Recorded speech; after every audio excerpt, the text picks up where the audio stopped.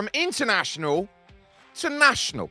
And so when you go from a large circuit to a very, very small one, you find that life can be a little bit more difficult. You say that in the national area of racing, you use those circuits to build up your understanding and responsibility so that you can go to international circuits and challenge. In sim racing, it's quite different. You build up your knowledge and understanding on international circuits so you can go and apply them in the national. Welcome to Australia and welcome to the Winton Motor Raceway for the second round of your iRacing Creator Series. My name is Jake Sperry. John Isamusing Harris is here alongside. And John, I think it's very simple to say this. This is going to be one of those race tracks, one of those races in the calendar where I think the best driver who's got all the fundamentals together is going to come out on top.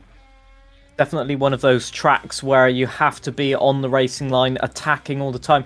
Quite a few short straights, but a lot of long flowing corners. Very old school track, and that's why we love it. And it's a very different layout. You've got a lot of 90-degree corners, and it'll be a track where maybe drivers struggle to get to grips in practice. I've heard a lot of positive comments about it, that's for sure. But as you said, one of those tracks where a lot of careers have started there, most notably Alan Jones, the F1 world champion, started his racing career here in the 1960s. So there's a lot of talents that have at least raced here, and some have made it their regular stay, as they say.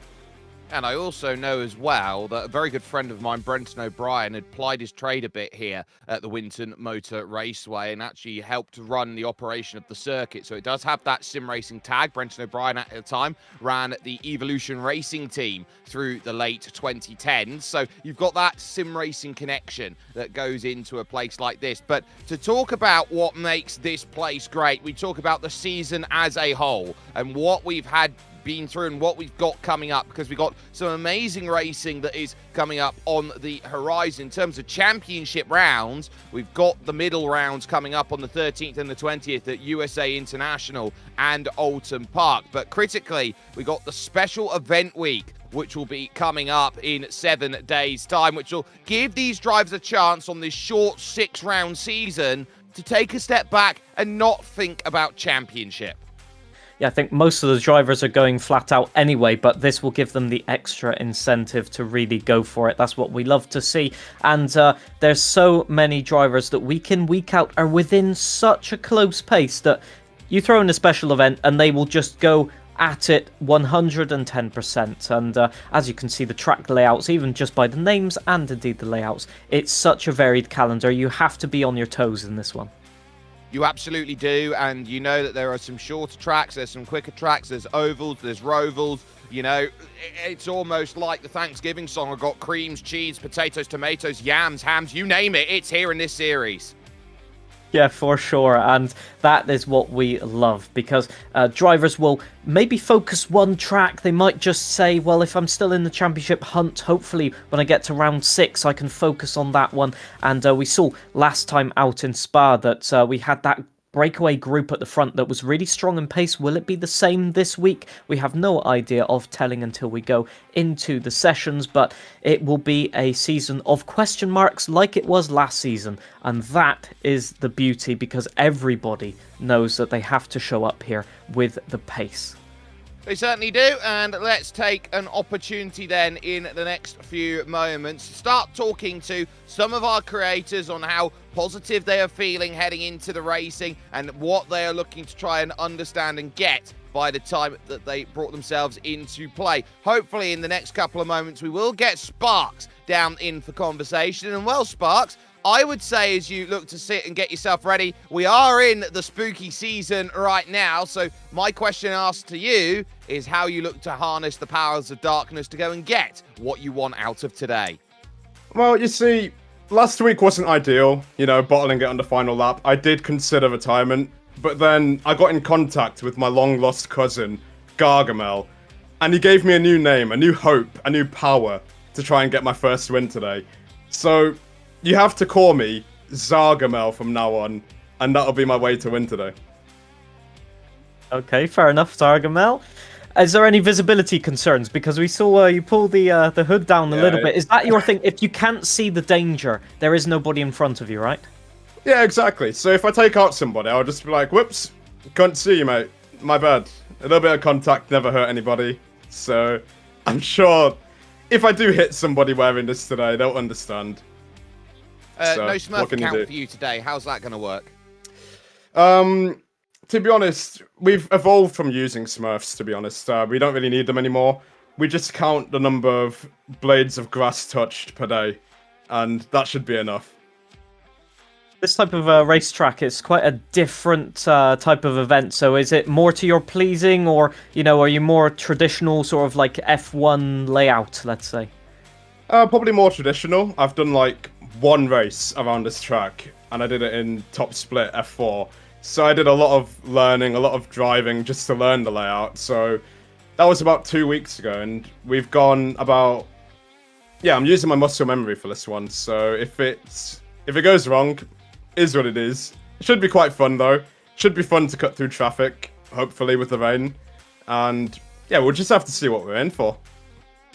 Do you think there's a difference in terms of being prepared for the rain or not being prepared for the rain? How much of this have you known sort of weather-wise before jumping in, seeing what you've got coming up and trying to really understand sort of how this race is going to play out from your perspective? Well, I've done a couple of laps, and I can do a few consistently without dying. So, with that being said, I think it'll be more about trying not to spin and put it in a wall rather than pure out-and-out pace. I mean, if you want to push, you can go for it, and we'll see what happens, but you're likely got to bin it at some point. So if you just don't bin it, I think you'll be in for a good result. How crucial are the puddles around here? Because obviously the track may be drying at certain points. So is there a possibility to go offline and still make overtakes? Or is it literally you've got to wait for people to make a mistake? I think it's going to be a cross between the two, because some people might not be as confident under braking. So you might be able to send it a little bit and try and put a little bit of pressure on them, maybe make a mistake. But it should be... You probably should be a lot more patient than you want to be, which is not ideal, but we'll just see how it goes. Right, final question from me here, Sparks. You're currently second in practice on a 23.9, and so with that sort of practice level out there, I know it's not quite telling because the track's drying out. Do you feel that you've got the confidence to run your way through this field and get the result you believe you can? I think if I just keep away from getting damage, I should be okay. Hopefully, we'll keep away from having damage. If we do have damage, then we're going to have to change the plan and just be a bit more aggressive, really. So we'll see how it goes with the traffic, and yeah, it should be a lot of fun. Well, Alrighty. we'll wish you the best of luck then in that regard. Sparks, they're joining us and picking up an opportunity here today to try and jump on through and say, look, I can run myself from nearer the back of the field to move along forward. We'll now take this chance to jump in and get Els Indriani in for conversation here, because Els, as far as we go and we're keeping ourselves then ready for racing action, this is going to be probably a lot different to what was seen at the season opener at Spa. So when you've got that massive difference from big track to small track, dry to wet, it couldn't be more chalk and cheese. How have you gone about getting ready for this week? Yeah, I think I'm just gonna do my best, one lap at a time. Yeah. Is there maybe a strong point for you on this track? Is there something you're confident with? Well, I don't know. I feel like I'm pretty confident going around this track. I feel like this track is not a bad track at all. Like, it's pretty fun. Yeah. So, yeah, I will do my best for this round. Like, hopefully it's gonna be a lot better than the previous one. So, yeah. So this circuit sort of feels like a go-kart track, but you've supersized it a little bit more. Do you feel like that gives you a little bit of confidence in these cars, knowing that you're not having to hit those high speeds and have those heavy, high braking zones that's going to cost the time? Yeah, I guess. Yeah. I feel like with the slow corner around this track, like around the turn 6 until 9, at first I was like, I didn't know how to figure it out, right? But yeah, after a few laps, I feel like I think I can get some time right there, and I can make like some improvement throughout the race. So yeah, the goal is try to survive and bring home the clean car for me today. Yeah. Well, you've got to have a goal of finishing ahead of somebody, surely. Who's your target for this race? Andy. And Fair Palos is that, yeah. Mhm. And why? I really, cause he killed me in the previous race, and yeah, so I wanna beat that guy like so bad in this one, like game on, you know. Yeah, Well, I they say mean, that- right now in practice, I'm quicker than him, like I'm faster, so yeah. Yeah, absolutely. You take that in a heartbeat. But we say that drivers have, when they get involved in an incident and it's their fault, have memories of goldfishes. But when they're wrong, they have memories of elephants. So for you, it's a case of, okay, I remember this. Do you think there's going to be a case of no memory from your rival? I don't know, we'll see. I don't know, we'll see. The interview getting the nerves up before the race. This is going to go fantastically. It's okay, it's only chicane at the start. It's only a chicane at the start. There's no hairpin. yeah. So at least, No you know, the nerves can be settled a little bit. Feeling maybe a bit nervous, or are you ready for this one? Yeah, I'm ready. So yeah, I practice like basically try to get around another car, you know, around the track. So yeah, we'll see. Like Well- try to avoid any incident in the first few laps. Try to keep it safe on the track, you know. Well, final one from me then, before we let you get ready with the last sort of area of practice. The spray around here. Now, we're expecting rain over the course of this race. Do you feel like this is going to get a lot harder when that rain is going to start falling and you realise that you can only see possibly over your left and right tyres? Yeah, I'm afraid of that actually. Like once the rain like gets harder, you know, and it's kind of like hard to see the car in front of you. Yeah, but it is what it is, you know. Is what Like, it is. if we, I think yeah, that's the if best we- summary, right? Got to if try. we, yeah, if we did not make it, we did not make it. I guess. Yeah, we'll see. I think that sums everything up that we need to. Els Indriani there joining us, looking for a bit of potential out there here today with the little plush of Evie there on the rear that we saw. We're going to take this chance, jump in, get our resident snooker professional to jump in with us, Ryan Littlemore, who is here with us. Ryan L83. Ryan, you, for a time, had the fastest time in practice. That's just been undone. I see you've got the flat cap out there, a la Paul Smith. Thought I'd go a mix of snooker / farmer this evening for this race. Clarkson But- spotter. Yeah, you could say that.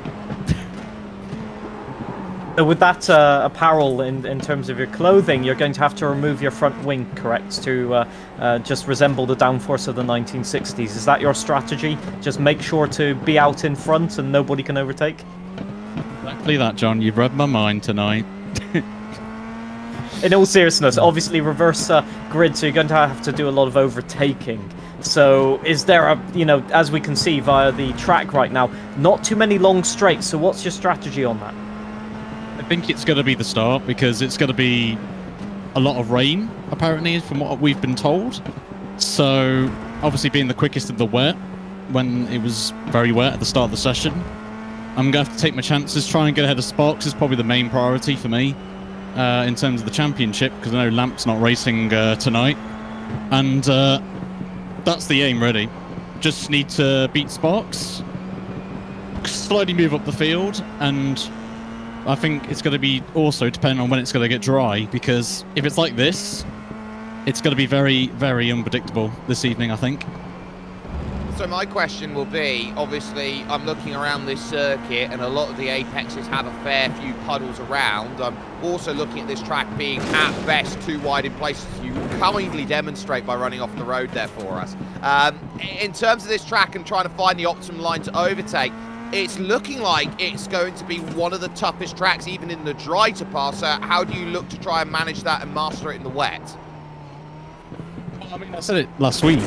This is the Monaco of the Creator Series this season, so just gonna have to be unpredictable to what people will think I'm gonna do with overtaking. Try and go offline to a lot of people. Try and get the better exits, and see how we go on. But I think the pits are going to be interesting as well, the pit window as well, because the tyres, the wets, from what I've discovered, wear off quite quickly as the track's drying. So if it's going to be like this, I think people may pit earlier than expected and try and get some fresh wets to get them to do the inner Lewis Hamilton and Turkey and the mixed conditions to win the Grand Prix there. So I expect the people to try and replicate that, including myself.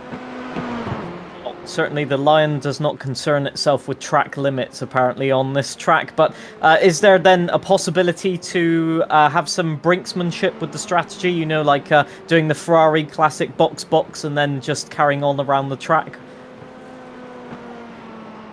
I'd like to try it, but no, I don't think it's feasible. With the pit entry here, it's very tricky to try and do that, John. So it will just be last call, really. If you think it's going to be good enough to pit. If not, just carry on and just survive as much as you can until you think it's definitely dry, because I think that's going to be the factor, is if it gets dry, when are people pitting? So we'll have to wait and see. Which one? There's 2 of them. After turn 1 and 2, I would hope.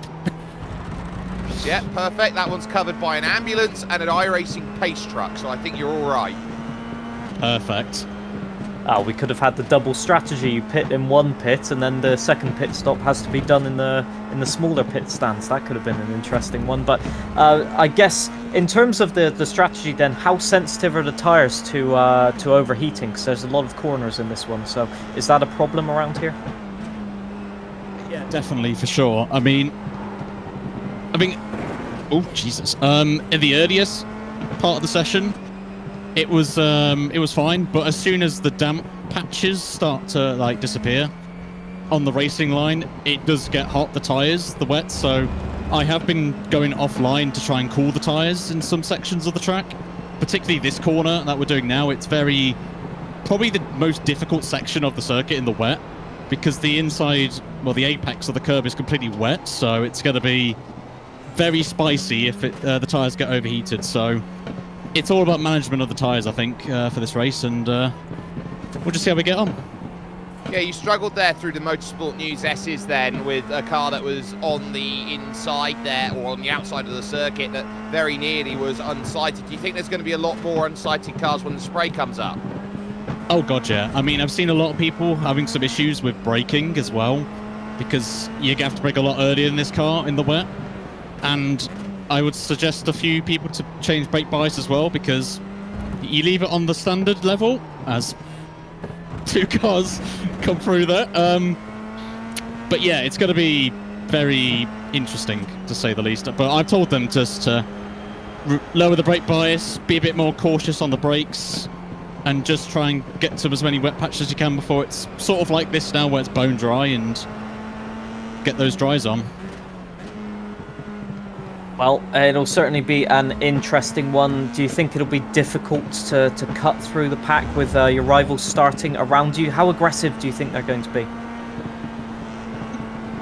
I'm not really sure. I've not really seen anybody do any races around here, so it's going to be unpredictability, I think. But for me, I just want to keep it clean at the start, try and avoid incident, try and save the tyres as much as I can, and then just go for the attack maybe in the middle to the last part of the race, and just see how we get on from there.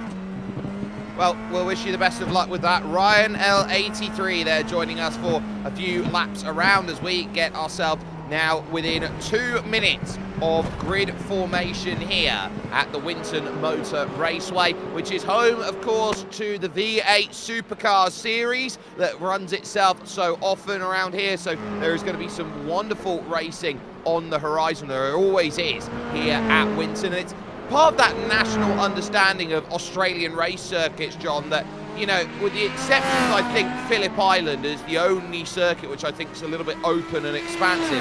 Every other circuit in Australia is tight-fisted, it's close quarters, and you pretty much have a circuit where you just have to battle every single lap. Yeah, but that's what people love about it. You know, you have so many positive comments about championships like V8 supercars, among others, or supercars nowadays. It means that a lot of drivers actually want to go to. That was an interesting one. I think that was Hayden Gullis on the inside there, missing 2 front wheels. Unfortunate for him. Luckily, it's still practice. But definitely a lot of drivers in the past have tried to participate in events, and it was Hayden there. That's so unfortunate. I think he's hit the tree somehow in there, but he's just happy to sit there for the remaining bit of practice. A lot of drivers, such as, for example, James Hunt, scored his last race victory of his career around this track in 1978.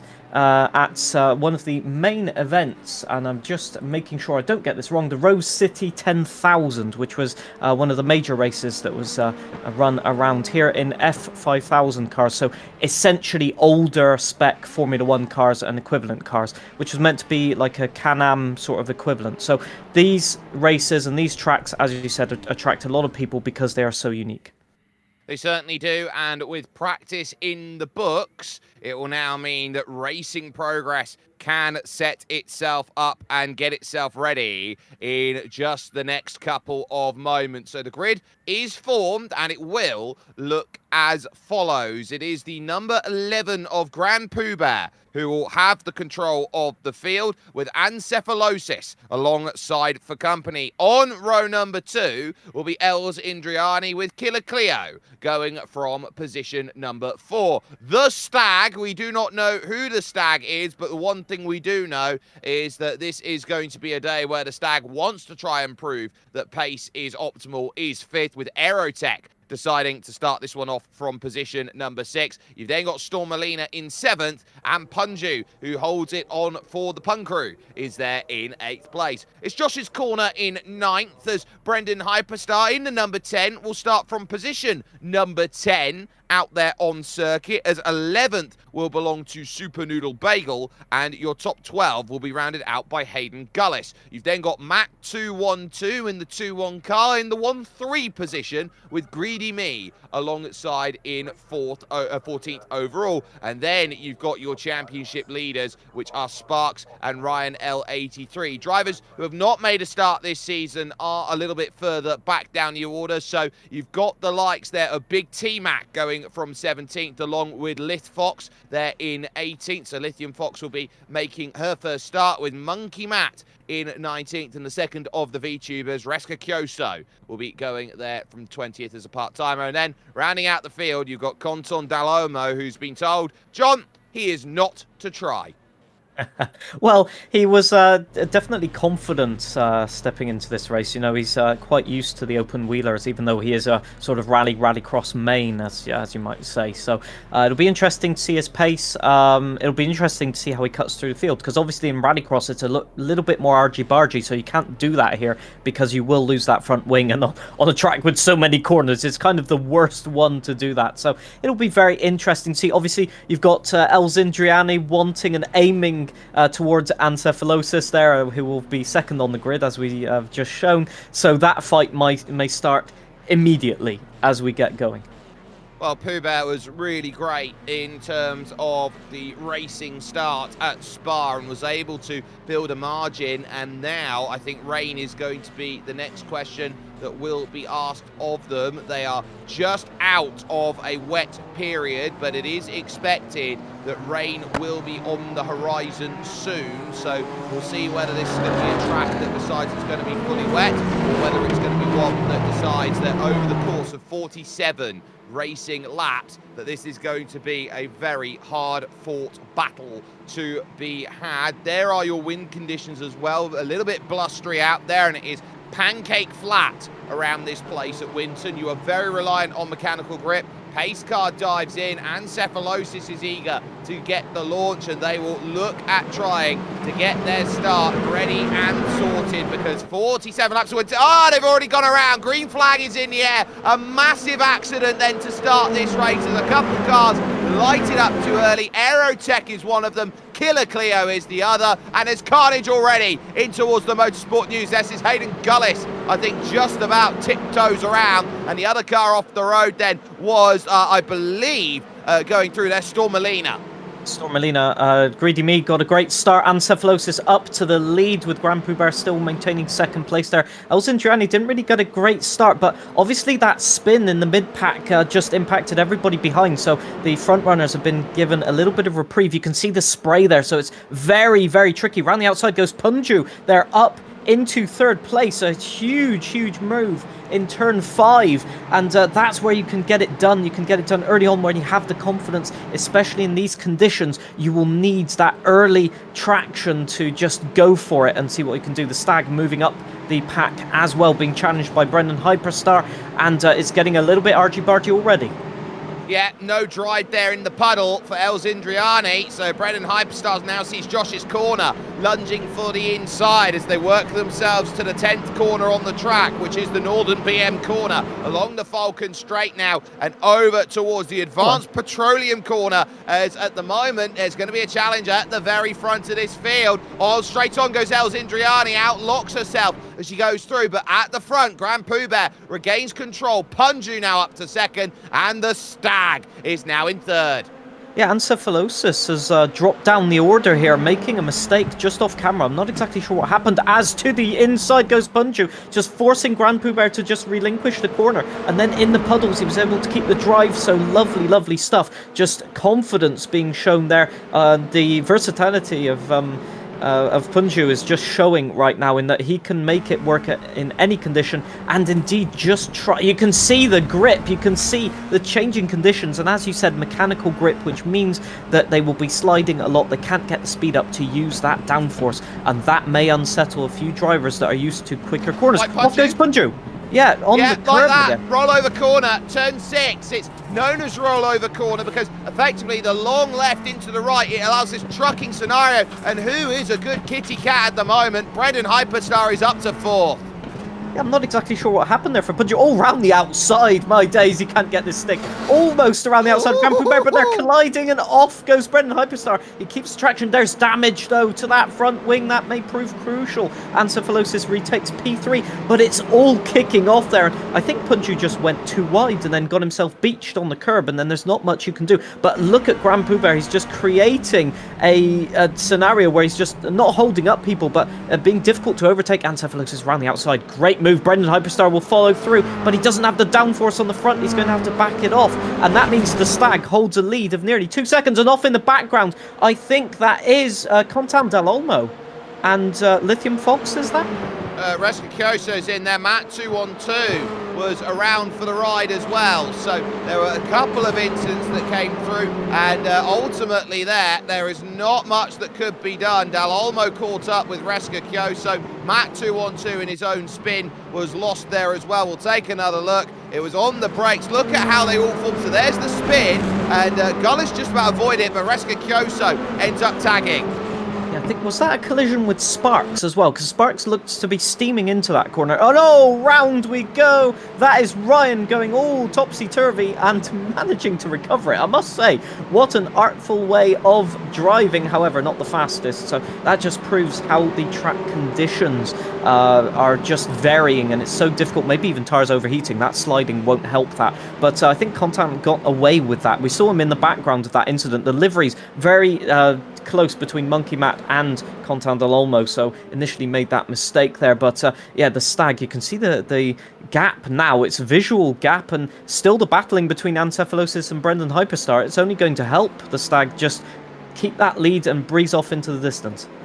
Oh, Brendan was well over the white lines, under braking, and finds a way to get the pass. So move that one up into second position for Brendan Hyperstar. You got Punju there trying to focus on making this move happen. One car in the pits early is going to be Sparks, so that surprises me. That's early then. Damage, Sparks to come in, and it's with a black and orange mechanical flag for damage. So that's big for Sparks here, and this one's going to need a lot of help to get back into this race. Yeah, so I guess that contact was made with Monkey Matt, I guess.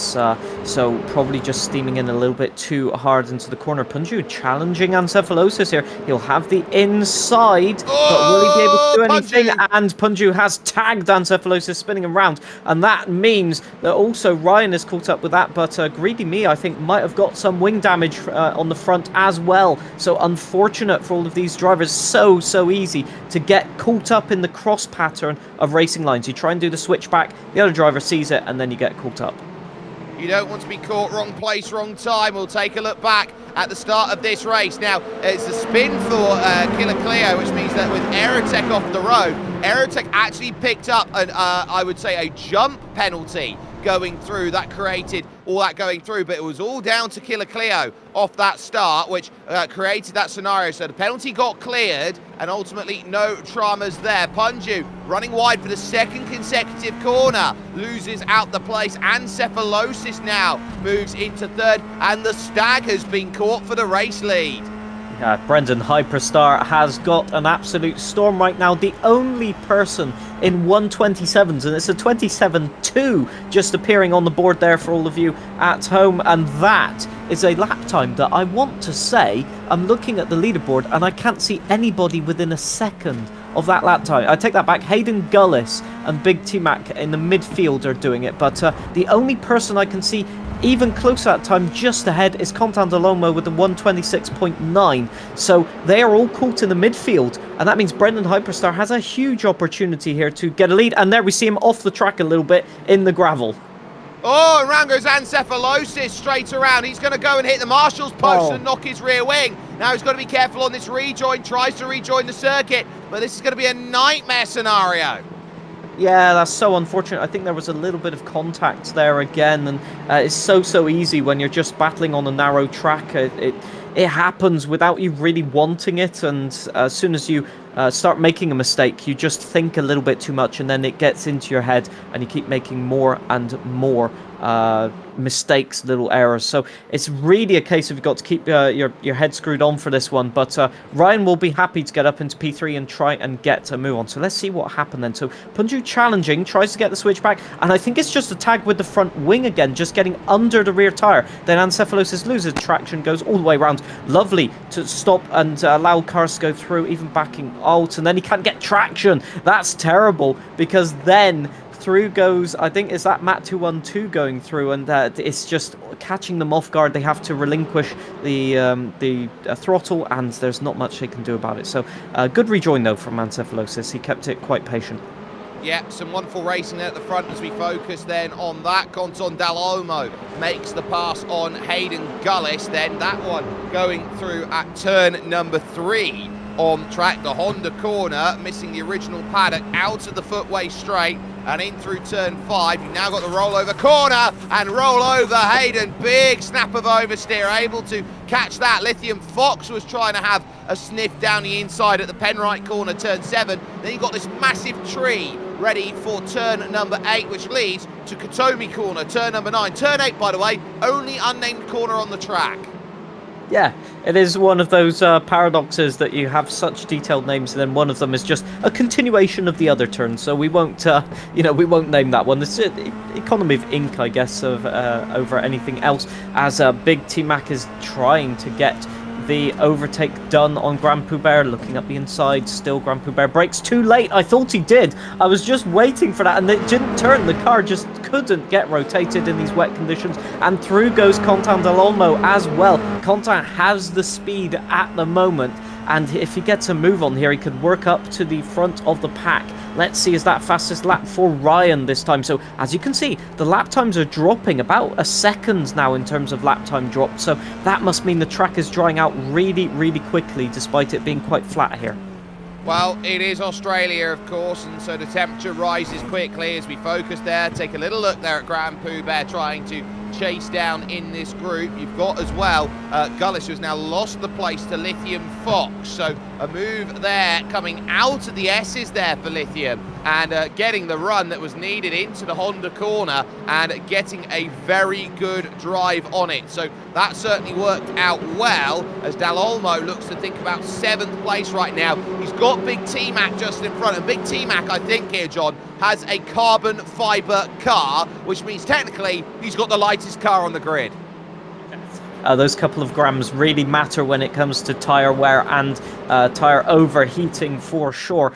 In these conditions, it will also be like a camouflage, really, where you can't see the car in front too well. So it just makes you hesitate and second guess. Oh, up the inside, Brendan Hyperstar thought about it, looking, but still no way past. As long as you get a good exit here, you don't have enough straight line to do anything about it. Brendan Hyperstar will go to the outside, but it's just not enough. You need an extra 50 meters in there, which he doesn't have to the inside. Brendan cannot keep a tire alongside and has to back out of it. So the Stag defending very, very well at the moment. But look at that. Here comes Ryan, here comes Punju, and all of the rest of the pack behind. At the moment, the Stag's pace is falling off a little bit, and this could get very, very snappy very soon with some maybe desperate overtakes as they try and take advantage here. But you can see still the grip and all the Stag nearly onto the gravel there. Oh, sideways, and still caught all of these drivers doing go-kart maneuvers in oversteering the car. But those tires are suffering now. They are, and they have been caught now by Ryan L83, who could go for the race lead here. So it's 3 now to the front. Greedy Me has also had an off out there, so there is a lot of battling to be had. Through the puddle, leaving the Katomi corner and over towards turn number 10. Out there on track, the northern BM corner, and again it's about drive off the exit. The Stag is putting the car in all the right places, but all the right faces will look around and see that Brendan Hyperstar has been waiting for a couple laps to get this move done and just hasn't been able to find the magic formula. Might now get the run along the main straight here, which is the Katomi straight, with the new pit building down the left-hand side, going to the outside to try and get this move done through the Motorsport News S's, and has to try and pick up that run off of the exit, trying to get a magical drive then on the old main straight over towards Honda corner, and there's the look down the inside. But look at that karting line that pays its dividends. Yeah, I think at this point, Brendan's trying to take a too aggressive line, really. The tyres, you can see the cars are four-wheel drifting through the corners. That's an indicator that the tyres are overheating, and all of them going to the outside. So Ryan's line to cool off the tyres going around the outside not working at the moment because he's got the dirty air of everybody in front. So this might be frustrating Ryan, but you can see they're just taking miniature like stabs at the steering wheel, trying to get some front grip and get some rotation, and it's just not working at the moment, which means that getting that switchback, they all go wide, but they can't get it to the inside, and that means the Stag can still carry on defending as if nothing is there. Meanwhile, in the background there, Josh's corner is getting challenged by Big T Mac and Contan at the moment, so that is a battle to watch at the moment, as it looks like, I think Contan definitely has the pace in this one, so he'll be looking to get some overtakes done. Can Brendan challenge here into turn 11? No, still nothing happening. It's very dangerous to put your wheel into the gravel as well, as that can be so difficult with all of the turns here. Yeah, and so now I think this is a settle down moment here in this race. Don't risk yourself here, lap 9 of 47. If this track goes dry, this is a very quick track out there. But if it's wet, it does feel a little elongated in terms of this. So we got a second group as Brendan Hyperstar looks to try and go for it. Greedy Me with a 25.8 fastest lap, big slide. Brendan holds on to it, and here comes Ryan sweeping around the outside of turn 4 on track. The Nissan corner onto the footway straight and steals second place away. Oh yeah, I can only imagine that was tyres overheating. It just looked like the car just snapped and there was nothing he could do about it. Josh's corner is getting so challenged. Look at that car. It's just drifting left, right and centre, and that means the Big T Mac can go all the way down the inside. Can he get it rotated? Yes, he can, because Josh's corner can't do the switchback now, so he'll have the inside. That means Conta will be able to potentially get a wing up the inside as well. And crucially, Big T Mac has the ultimate inside here onto the straight. Can they get the power down? Both of them drifting, but it just looks that Big T Mac is a slight bit more confident, although Josh's corner just about holding the corner and indeed defending at the moment, but is so close. And Punju must be saying to himself, thank God these guys are battling behind me, otherwise I'd have so many problems. He's the only one of these front packs running in clean air apart from the Stag. Yeah, you can see how much work they still have to do, how much room they have to leave. on that final corner. Because it's a regional circuit as well, they don't have as much of the drainage system that you'd see at the big international circuits that you find, so those puddles are a lot more heavy and noticeable around some of the corners out there than what you'd see at other circuits, which you have completely pancake flat and perfect crystalline drainage systems that get rid of all the water. Whoa, spinner, and that's going to be Stormalina. Yeah, Stormalina off there and looks to not be rejoining at the moment. So they're stationary on the outside of that corner, so not exactly sure. Outside of turn 3, let's see if we can get a replay of what happened. So this is into turn 3. Honda corner and just going to rotate in there, and it's just a spin. Yeah, the rear tires just deciding that we have no grip whatsoever. It wasn't even an aggressive turn in, so I was going to mention you have to be so, and maybe even beached in the gravel to be fair, looking at that camera angle. But with these cars, especially in the rainy conditions, you have to be so smooth on the turn in to not over rotate the rear and get a snap, but also it's that fine line of if you rotate it aggressively, you may be able to get the turn in. It's such a sort of give and take scenario. You can't do it too many times. You'll overheat the tires. This is Hayden Gullis on Mat 212 going side by side. At the moment, it'll be last of the late breakers. I think this is into turn 11. Advanced Petroleum corner. Who can get it stopped? Matt just not aggressive enough on the brakes. But then again, Hayden goes too wide and gives it all the way back to Matt. So Hayden has all the work to do in any case once again. Yep, so Hayden now will have to try and figure out where do I go and get this move back. Lap traffic there. Oh, the Stag in trouble. Front wing looking like it's bent up. He's had a moment going through turn 1 and 2. He's overcooked the corner and he's been tagged by Ryan L83 on his way through. So he lost it there, trying to fight it back, and ultimately, bang, there's the hit. The Pirelli's not doing their job of saving that one, and now all the way back behind the likes of Conton Dall'Olmo.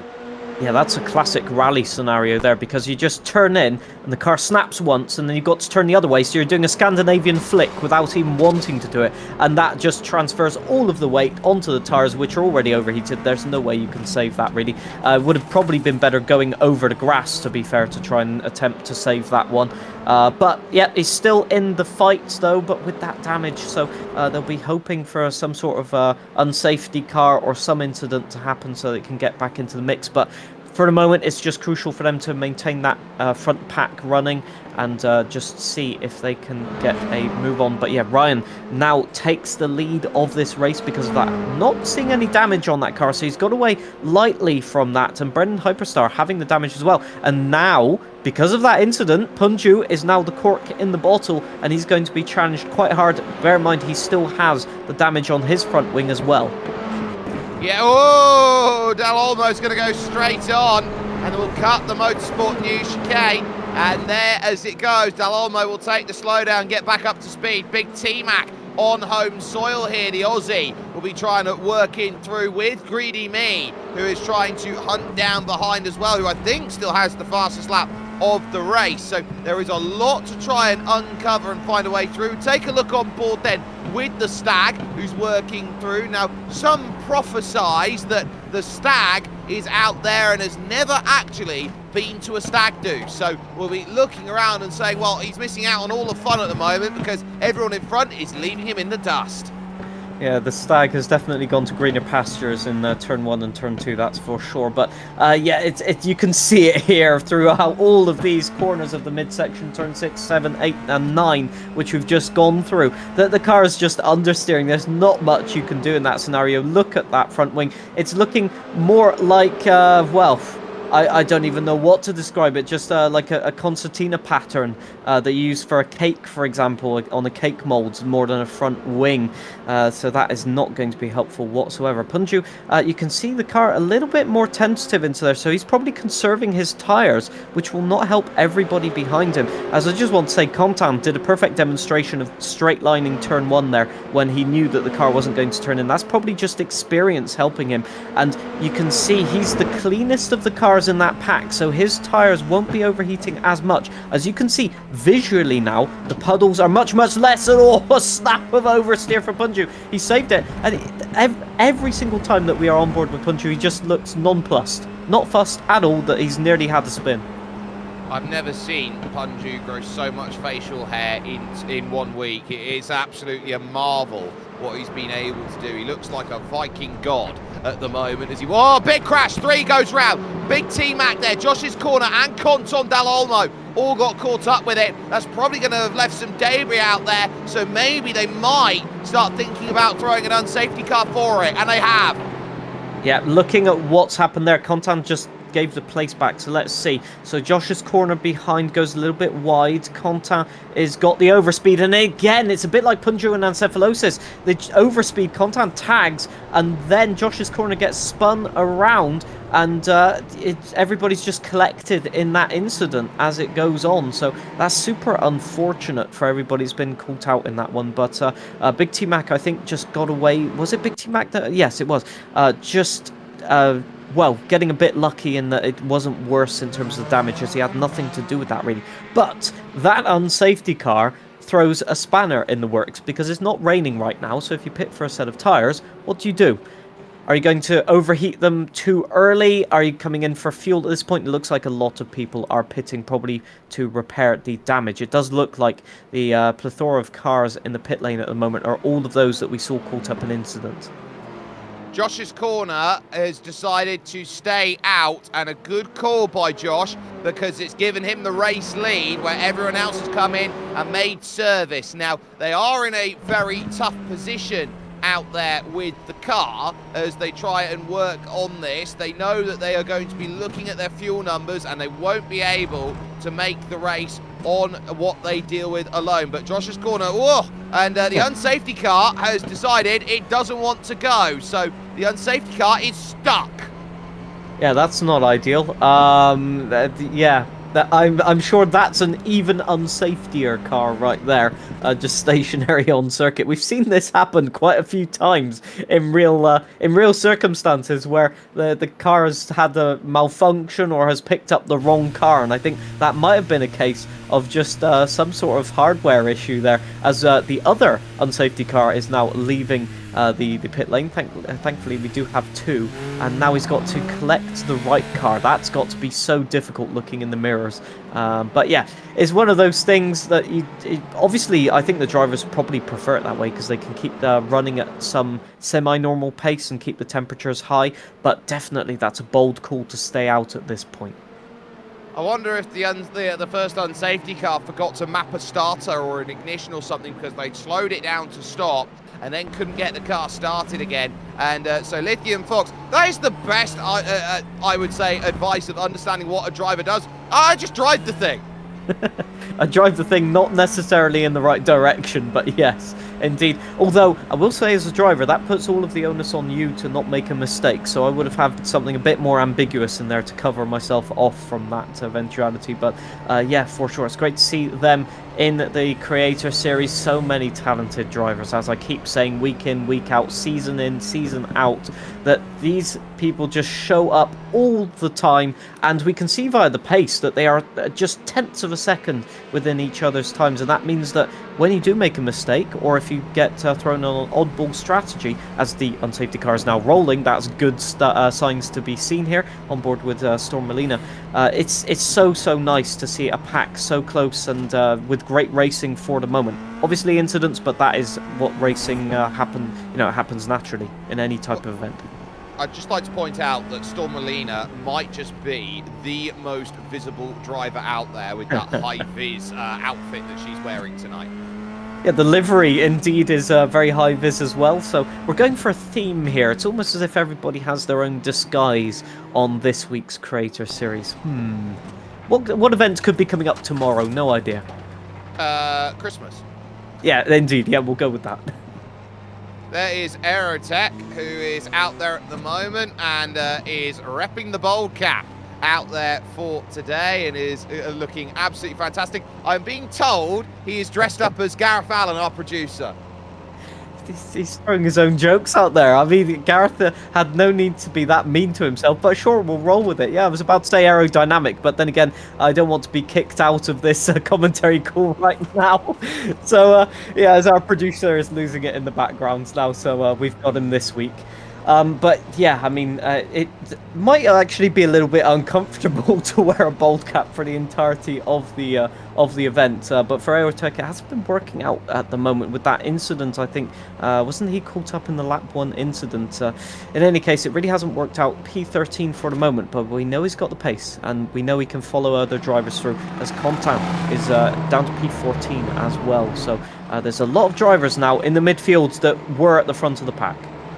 Josh's corner deciding to make a cheap pit stop and sacrifice all the track position, will be able to leave the pits, but I think critically he's going to have to rejoin then behind the likes of Hayden Gullis, then back onto circuit, so Els Indriani will be in play. Now 1, 2 and 3 as they start in this race are now 16th, 17th and 18th.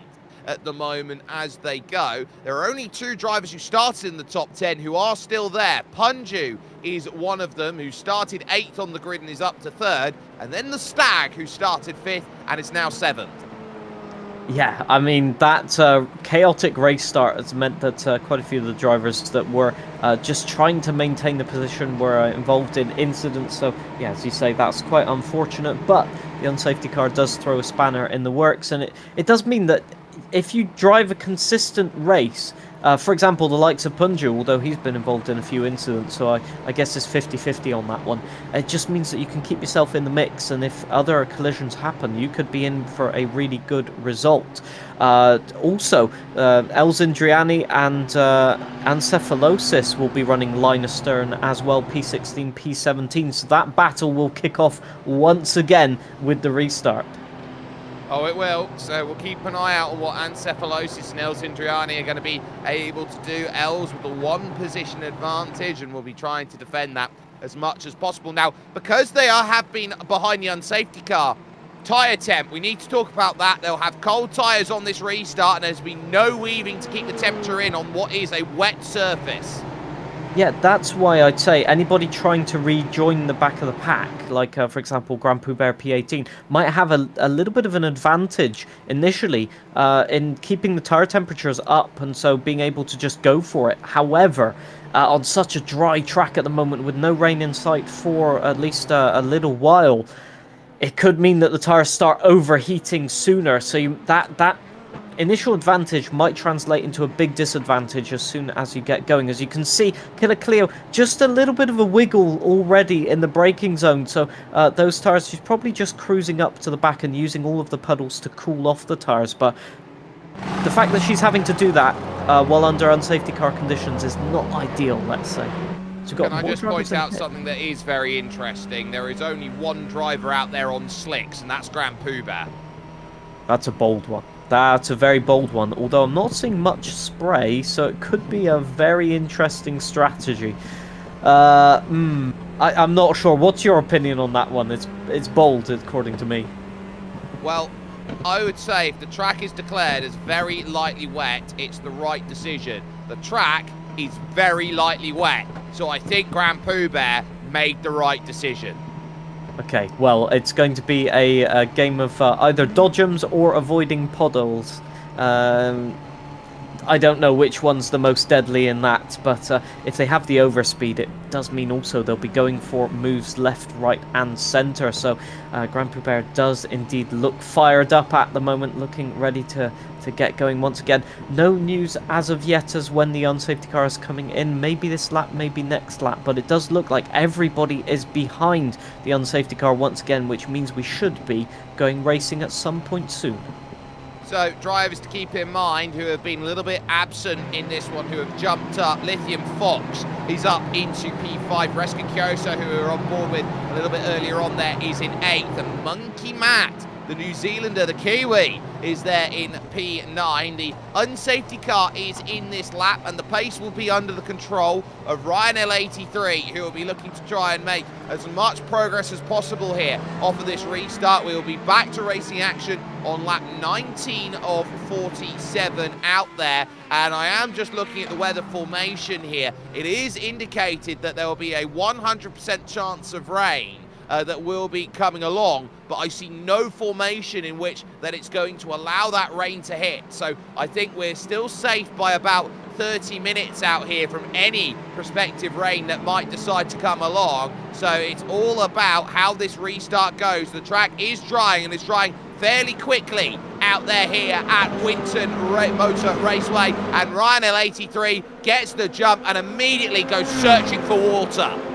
Yeah, I thought that was a defensive maneuver for the slipstream. Maybe it was, but definitely searching for water, as you said. Brendan getting a huge slap of oversteer there, and you can see many cars already struggling with their tires. Nobody challenging for a move so far. You had Greedy Me just throwing a little bit of a dodge in the mirrors there, as, yeah, we've got, indeed, Greedy Me attacking then Punju. So it does look like he had a better exit than I thought there, and he was very close to the back of Punju, and through this turn you can already see the car snapping a little bit. So I'm tending to agree with you now. I was a bit skeptical, but I think that dry tires for Grand Poubert might be working itself out. Where is he? P17 at the moment, so maybe a little bit tentative for the moment as we've got some challenges going on. And indeed he has been spun around there. Who was that by? Not exactly sure. Sparks. Yes, it was Sparks. And just a collision there. Maybe just Grand Poubert going in a little bit tentatively and getting turned, or the other way round. We'll have to wait for a replay. Matt 212 up the inside, or challenging, but not enough to get the move done on Monkey Matt. But yeah, unfortunate for Grand Poubert. That will put him at least a couple of seconds back as off the road. Is that Ancephalosis? It is indeed. P16 Ancephalosis off the road. Grand Poubert going quite slow as well in the background. So quite a few things happening on this opening lap. Yeah, Grand Poubert's got the black and orange mechanical flag, so trying to limp that one back for a fast repair to go again. The one thing that is troublesome about those dry tyres is, of course, you lose all the heat under unsafety car conditions. Ryan L83 fastest lap then as they work through side by side as Aerotech now trying to fend off Conson Del Olmo for place, and down the inside, the Stag losing out there. Reska Kyoso with a good move right now, but runs a little deep through turn 4 out there, and that at Nissan corner is not the way to get it done. The Stag has blushes spared, heading through 5 and now to the rollover. I think they just kept it flat and hoped that the car turned, and it did not turn. Whoa, Lithium Fox going for a maneuver there. Big T Mac also wanting in on the action, and Greedy Me is just looking in the mirrors right now thinking, please don't take me out. But it's all happening in the background as well. Matt 212 past Reska Kyoso around the outside, who will get the better. Matt 212 getting a bit of understeer, and that means that the position is still regained by that yellow and black car of Reska Kyoso. And they're just driving it too hard into the corners, in my opinion. They're trying to take the tyres to a temperature window, which is not possible for them. And that gives the opportunity for Matt to go round the outside. You got Quentin looking at this, thinking, I could have an easy position here. Matt does get challenged to the inside, but would he go all the way around the outside? The Stag's pitted, and this could be for dries. I was about to say Grand Poubert will run the gauntlet of being the first on slicks, doing a Jenson Button 2010 Australia, where it stayed a sort of intermediate condition for 10 laps, and everybody was looking at his lap times. And that is possibly an overtake there, I think. Was that Contan Belolmo? Monkey Matt. Yes, it was indeed. My apologies. Monkey Matt then gets it done on Conton Del Olmo, and that moves them up and gains the place. Top 3 getting a bit busy as well. Ryan's not been able to clear. Punju's almost run into the back of Brendan Hyperstar through the rollover. Understeer for Ryan L83 going through the Penrite corner, turn 7. Through 8, they'll head over to Katomi corner, turn 9. This long right-hander at the exit there. And again, he's just struggling for any form of grip right now. He's understeering like crazy here, and that brings Brendan Hyperstar to the outside here of turn 10, tries to cross him up and under at the Northern BM corner, and isn't going to get the run to Advanced Petroleum. I think this might be a call of action for many drivers. Who is going to jump off? Greedy Me joins the fray. In comes one, and everyone else stays out. Here comes a look for Punju for the lead. Yeah, I thought Ryan was going to pit. He carried a lot of speed into that corner. Ryan struggling with the front tyres, although it looks like Greedy Me might challenge Punju here. Let's see. Doesn't look like he's alongside now. He's going for the cautious manoeuvre. But I guess Ryan onto the slick tyres. Yes, indeed. Looks like it, at least from our data that we can see. But Ryan struggling with the front tyres, and the problem with that is he was trying to push the throttle there in turn 9, and he wasn't getting any rotation whatsoever. Sparks, a 123.5. Surely it is crossover territory right now. There's no way that look at how aggressive the Stag can be. It's a clear no-brainer that the slick tyres are the fastest, but can you keep it on track? Well, don't touch a puddle. The Stag is trying to make strategy work in the 000. Did a 135 on the outlap then, and has immediately found Hayden Gullis, Aerotech, and Ryan L83 out there with dry tyres on. And so it's about finding that stage where the track's doing what it needs to out there, and you've got to deal with drivers who are maybe not as quick as you when you're now dealing on dry tyres on a dry circuit with drivers still on wet all around you. Top 5 all in a blanket, but I'm sure you'll see many trying to jump in and make a call. 2 don't, and then 2 do. So you've got Big T-Mac in, you've got Greedy Me making the call for slicks, and so too Reska Kyoso, Conton Dal Olmo, Monkey Matt. They'll all make the decision. It's slicks time. Yeah, the people struggling with the front tyres, like Ryan previously and Greedy Me, I think, as well. Big struggling with the front understeer there. They'll have to pit first. And the people with oversteer, like Brendan Hyperstar and Punju, they'll be able to stay out another couple of laps and sort of hedge their bets in terms of the tyre wear. But look at Punju. He's pushing Brendan Hyperstar around turn 4 there. And it just looks like Brendan Hyperstar had no pace whatsoever. We could see a collision, to be honest, if they are that close. And look at Ryan, the commitment. The tyres are definitely up to temperature. They are definitely working. And is the pace reflective of that? Well, at the moment, not really. A 127 was the last time, so about 3 seconds off the pace. However, Grand Pooh Bear, who's now got his tyres up to temperature, he's done a 122. So that just emphasises how important it is to get these tyres fully on fire.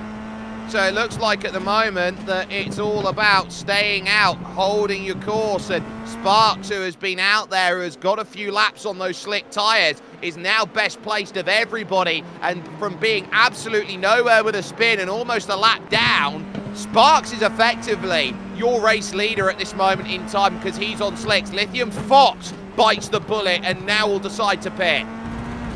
Yeah, anybody pitting now knows that they're not on the winning strategy, at least for the time being, but the longer you stay out hoping for an unsafety car, the worse your strategy becomes if there is nothing or no caution or no incident behind you.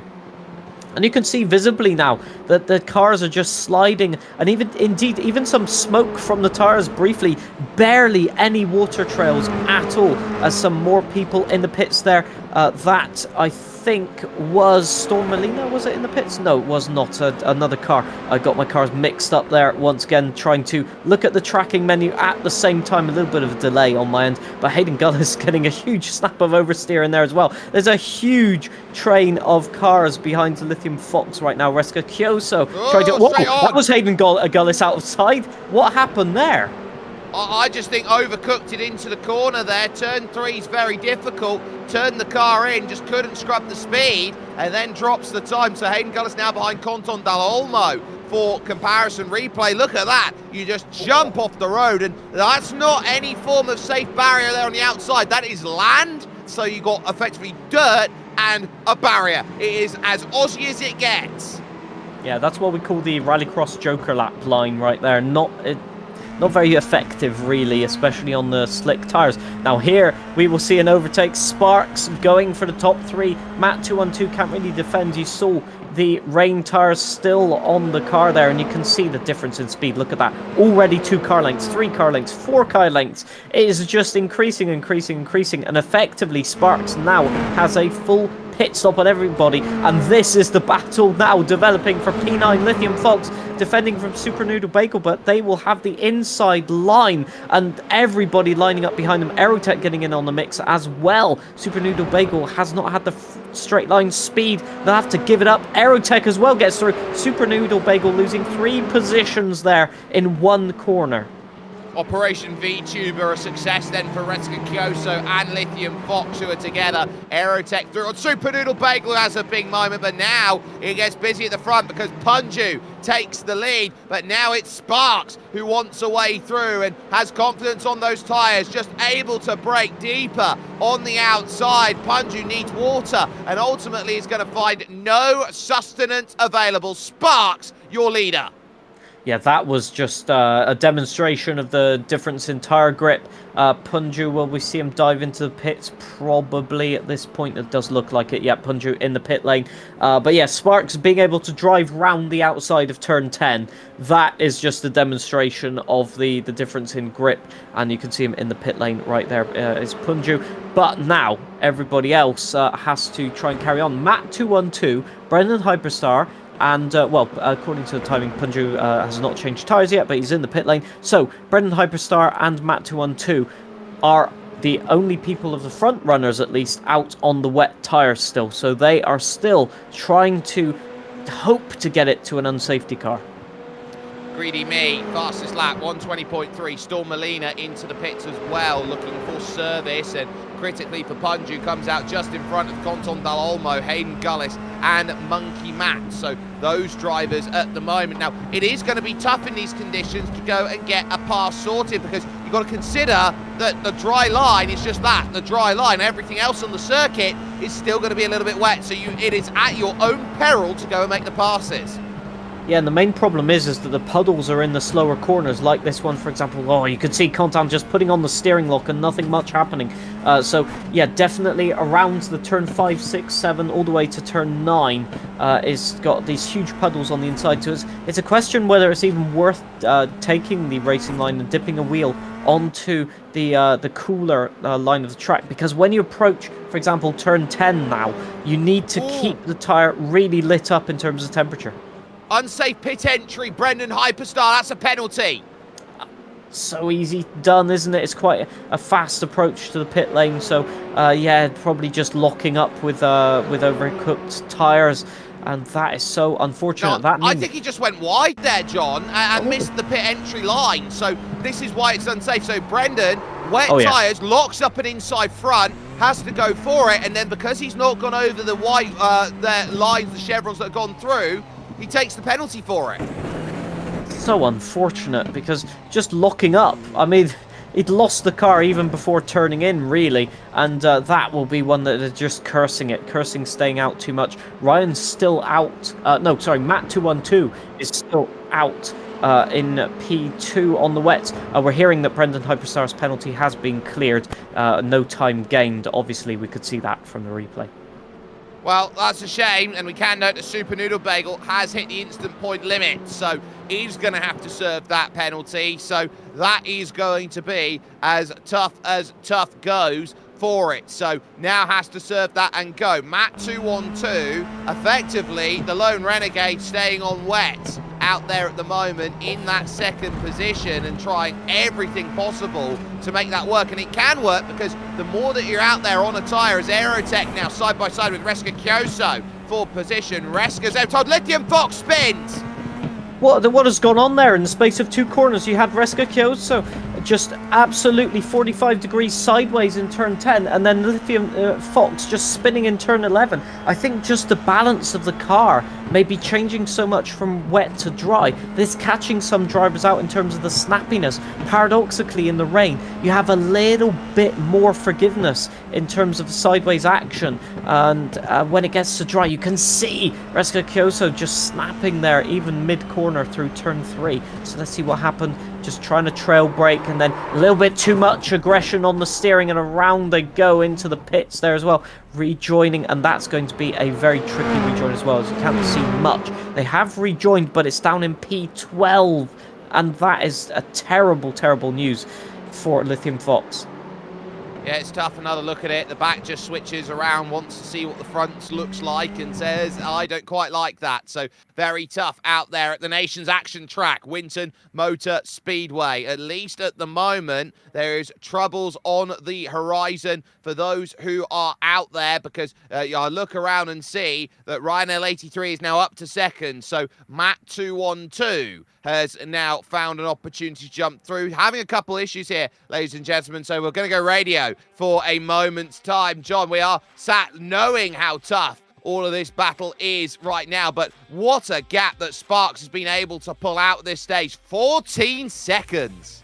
Yeah, it's a bit of a blackout, really, for us on broadcast. I think you still have a view on at least the timing, Jake, but from our view here, I don't have anything at the moment. But it's a difficult thing when you've got that much of a gap. You've got to sort of take it into your heads then of, how much do I push? Do I really want to eke out the gap that much because there may be an unsafety car? Do I want to preserve the car?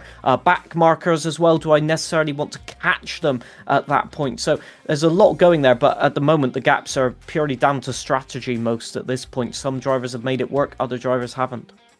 It's tough right now for Matt 212, who is now in a really tough scenario out there. Big T-Mac is now going to try and make the move, and a safety car has just been called. So the unsafety car will come out, and so that will bunch the field back up together again. And Sparks will be so upset with that, John, because, look, you've built a 14-second lead on some wonderful genius strategy when you were nowhere in that race, and suddenly it's all going to come back together again, and Ryan L83 will have some blushes spared, and Matt 212 has a free chance now to get off of his wet tyres. Well, I didn't want to say, I like premonition, really, from my commentary. I guess at that point it was called maybe 5 seconds after I'd talked about just the possibility of an unsafety car. I think actually there's some historical context behind this. I can't remember exactly which race it was, but the timing issue brought out at least I think it was stopped to a practice session, actually. If I remember correctly, it was at Baku, but you'll have to correct me on this one if anybody has some further information on that. But yeah, obviously for the drivers, that will mix the strategy up. They'll probably get another pit stop, as I think we have live footage. Is this? Yes, this is live footage. Don't pay attention to the lap counter there. Yep. The broadcast is currently tackling that at the moment, just with reconnecting into the session and getting everything going again. As you can see, we are under unsafety car conditions, and I think we've had some pit stops, have we? We've had a couple, so this is how the field stacks. It's Sparks in control. Ryan L83 is second, and Greedy Me is third. Big T-Mac now in fourth, and Aerotech fifth. Reska Kyoso is sixth, with Conton Dalomo seventh. It is Monkey Matt in eighth, Lithium Fox ninth, and your top 10 is rounded out by Grand Pooh Bear. Matt 212 with his pit stop now back into 11th place. We're on heading towards lap 31. Here of 47, so that will only leave 16 laps to go, which will feel like a sprint for these drivers. Yeah, for sure. It's going to be one of those events where, you know, it's you can't really conserve anything. That's the simplest way I'm going to put it. You have to go for the moves. You have to just have confidence in a race where we've seen that having confidence usually ends up with you spinning off the track. So trying to put it simply like that, it's very complicated for the drivers to internalize that, especially with an unsafety car, maybe cooling the tires down. But here is where we're going to see which drivers have the ultimate confidence and who can go for it. And my guess is that the usual scenarios of Sparks, we've seen Big T-Mac, we've seen Contan Del Olmo, and I will add in there Ryan, so the front two essentially, that have the pace and have the consistency at the moment. So we may see some jostling for position like we did in Spa last time out. I'm hungry. Literally and figuratively? Yeah, Monkey Matt, who wants cookies? Everybody. I mean, anybody who doesn't want cookies, well, either they have an allergy or they need a little bit of checking in the mind, as they say. Delicious, delicious cookies. And now I'm hungry, not figuratively. There is Monkey Matt in a beautiful onesie out there at the moment, and I will say that Australia and New Zealand are moving into the summer right now as they head through, so that will have to be unbearable. Most definitely. I mean, unless he's got air conditioning, he doesn't look too flustered. So I will say it looks like he's got at least some air conditioning going on. But for sure, when you're driving in the summer heat and you have to do anything vaguely challenge related, to putting on any form of disguise, you know that the temperature is going through the roof, a bit like the tire temperature. So I guess people have chosen their disguises wisely for the most part, depending on where they are. And we had a brief issue there. Everything is fine and still normal, so all is good there. But I guess the track, as we were saying, it's a national track. Maybe the internet connection at the track has hit a deadlock, as they say.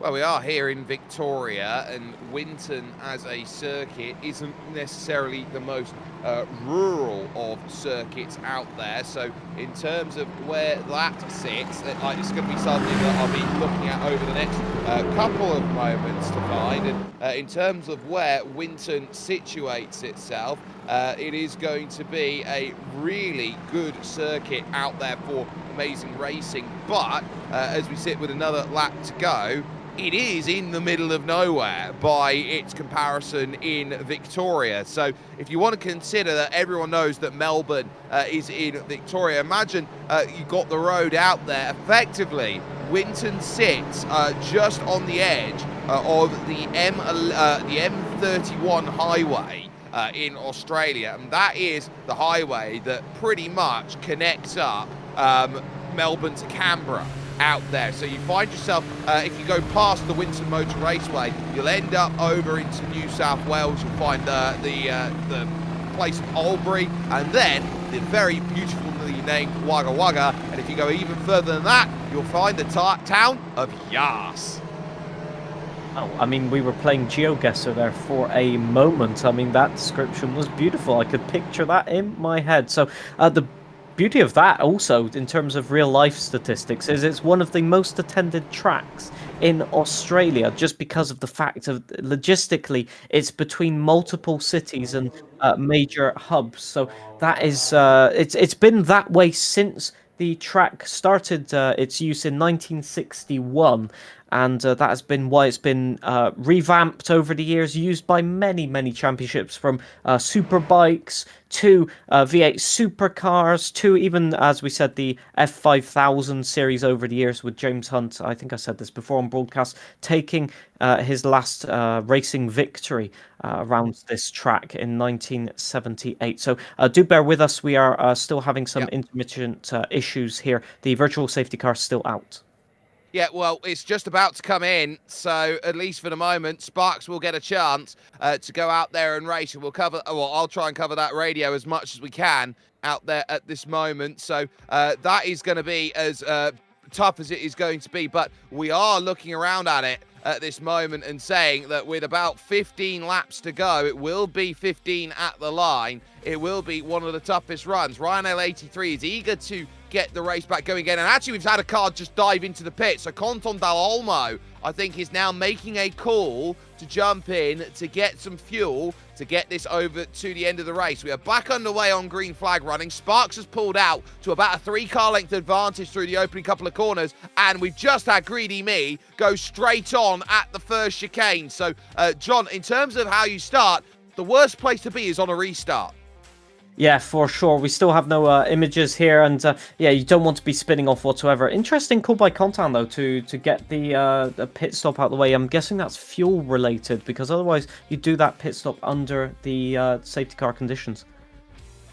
Yep, so you've got to really try and figure out where is the best place to be on races like this, and they now have the top three at a gap as they head towards turn 8 and now over to turn number 9, Katomi Corner. Sparks from Ryan L83, Greedy Me then is going to be in third position. It's then Aerotech, Reska Kyoso and Lithium Fox who are 4, 5 and 6. Monkey Matt and Matt 212 having a battle of Matt, 7th and 8th, heading towards turn 10. out there on circuit. But at least for the moment, there's a challenge for the race lead. So that is going to be all about what you do. Ryan's had about 3 looks going into turn 11 to try and get the pass, and we just find a turnaround at the worst possible time. Then as we get back a bit of pictures, that's Grand Pooh Bear.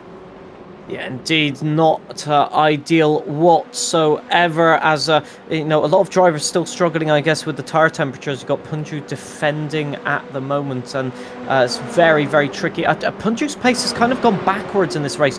In the rain, very aggressive, able to just, you know, put it out there in terms of pace, and now he's getting just, well, I mean, still fighting with Brendan Hyperstar, to be fair, but it looks like their pace has gone backwards a little bit. Reska Kyoso up the inside. No, that's Hayden. Around the outside.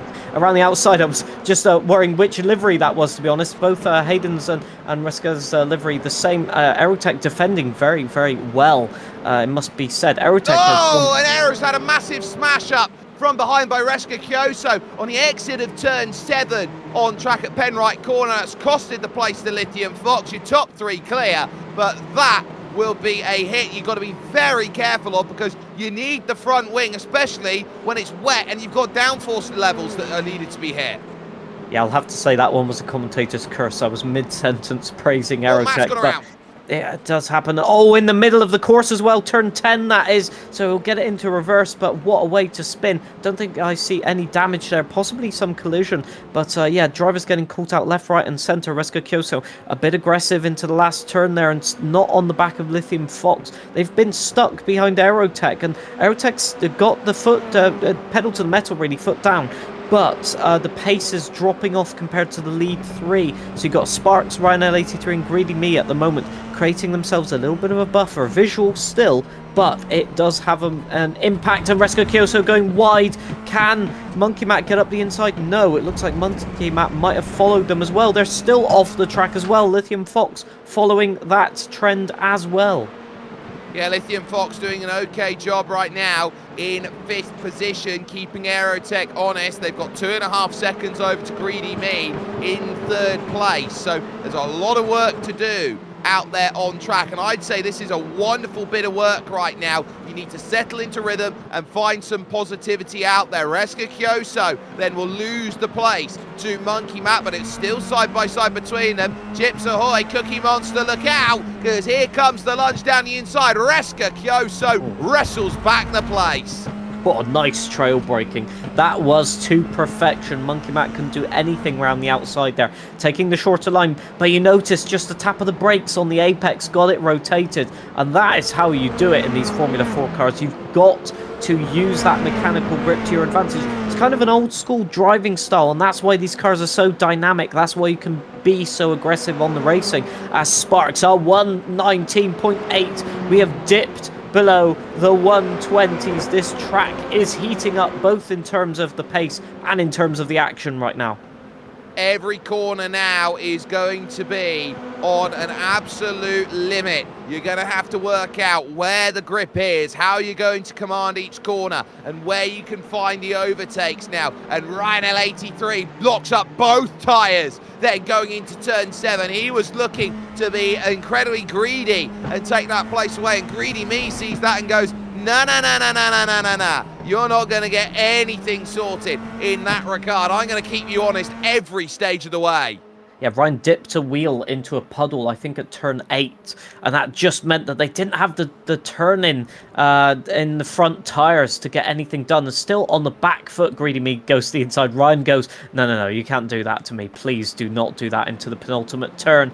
And so they have closed back up to Sparks. I'd say Sparks at the moment has the consistency, a bit like they did in Spa, apart from that last lap.